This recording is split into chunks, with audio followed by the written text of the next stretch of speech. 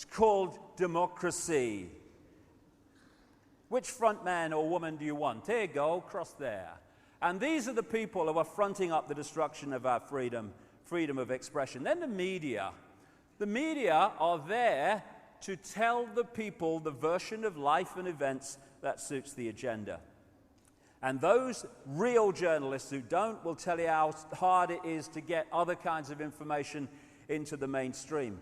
And the worst kind of censorship is self-censorship, where you know it ain't worth crossing that line because A, you'll get yourself in trouble, and B, it won't get in the paper or on the news, so you edit yourself. That's going on all the time. Religions destroy spirituality. Get into this in the second half. All the religions come from basically the same source, and they're worshipping the same gods that the secret societies worship. And what my father used to call bricks and mortar religion is there to enslave the minds of the people and divide and rule the people, not to open people to the true infinite magnitude of who they are. You can't say that! Pope will go mad! Couldn't give a shit, mate.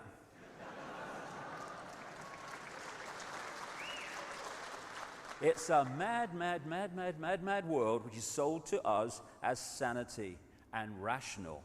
And it's held together by what my friend Mike Lambert, who's in the audience today, calls repeaters. People just repeat facts because they've heard them from someone else, and then it becomes conventional wisdom, conventional knowledge, and everyone believes it. As Oscar Wilde said, most people are other people. Their thoughts are someone else's opinions, their lives are mimicry, their passions are quotation. And Mark Twain, I love this one, in religion and politics, people's beliefs and convictions are in almost every case gotten at second hand, without examination from authorities who have not themselves examined the questions at issue, but have taken them at second hand from other non-examiners whose opinions about them were not worth a brass farthing. There you have where the conventional knowledge, wisdom, this is how it is, mate, comes from. It's a war on the human mind and human perception, so we see the world and ourselves in ways that allow this conspiracy to go on. And also, society is structured to keep us busy, moving. Oh, mortgage. Oh, my God, rent. Oh, my God, job. Oh, my God, what's happening? Oh, it's a credit crunch. Oh, my God, food prices.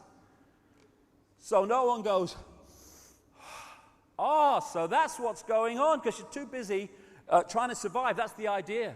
And it starts with the kids now, younger and younger. Oh, you've got to pass this exam. Oh, my God, what will happen? Oh, you've got to get good grades. Oh, my. Hey, have some bloody fun. Have a bloody laugh, mate. We should have happy lessons. What makes you happy? Okay, we're going to do that today. What makes you fulfilled? What makes you feel good about yourself? We're going to do that today. No, algebra. Algebra, what the bloody hell is all that about?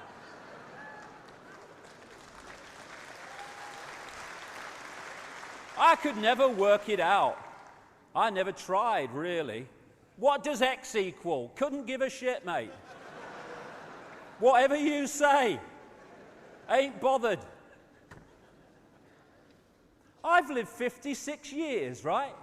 I've never used bloody algebra. I've never entered my mind. Shh. Get that one, delete file.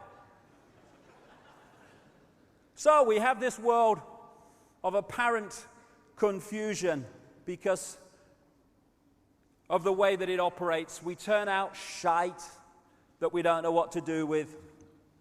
We reach a level where we can create amazing technology, and we use that technology to pepper bomb cities full of civilians. And you know, we've at the cutting edge of evolution. We can kill more people in one go than ever before. Hey! Isn't it great to be human? And this is what we do in the name of freedom. We think it's okay for children to sign their names on bombs which end up on children just like them in the Lebanon. But we don't want to talk about that. Hey, here's a game show. Watch this. Shut up. Hey, honey, quick. She's going for the car. Quicker the bloody better, I say. People around the world get bigger while people die because they've not enough to eat. Massive amounts of food available, thrown away, while others, I've seen this live once, it's unbelievable. People living off rubbish tips to survive. But we don't want to talk about this. Oh, no. Hey, quick, honey. There's a picture of Paris Hilton naked in the back of a car. Quick. Was that the car that lady just went for? Watch this. Shut up. Don't let's talk about this and get all moral about it. Let's talk about Janet Jackson's breast at the Super Bowl. Hey, the moral fiber of America is collapsing. Oh, no, that's the moral. This is fighting for peace. This is just collateral damage. Don't worry about it. As Gandhi said, what difference does it make to the dead, to the orphans and the homeless, whether the mad destruction is wrought under the name of totalitarianism or the holy name of liberty or democracy? None whatsoever. They're all tyrannies when they do that. Then we have the money. What you do is you go to the bank and you borrow money that has never, does not, and will never exist, called credit, and then you mortgage your house to it, you mortgage your car to it, your land to it, your business to it, and if you don't pay back money that doesn't exist, called credit, then the people that have lent you that non-existent money get your car and your business and your house. Yes, that makes sense. And this money scam, where they get us into debt by borrowing money that has never, does not, will never exist, is in the very DNA of society. It controls choice, controls maneuverability, or if we allow it to, controls society. And who controls money? Controls society. Who controls money? A tiny few people, as we'll see. But we don't want to talk about that. Hey, honey, quick, on the Jerry Springer Show, this man's going to hit his girlfriend. Quick. Watch this. Shut up. Then there's the new religion of celebrityism. Go to the supermarket. Yay, get on with your life. There's the goddess. And then, if you want to know what's going on in the world, that's no problem, because these people will tell you everything that the people that control and own their industry think is fit for you to know, so you'll believe and see the world the way they want you to see it, called the news. And then be afraid. It's a world in which we must be afraid all the time, must be afraid of not having enough money, afraid of what's going to happen in all areas of our lives, afraid of the future, afraid, survive, we must survive, or we must always be in a state of fearing not surviving. It's a crazy, crazy world.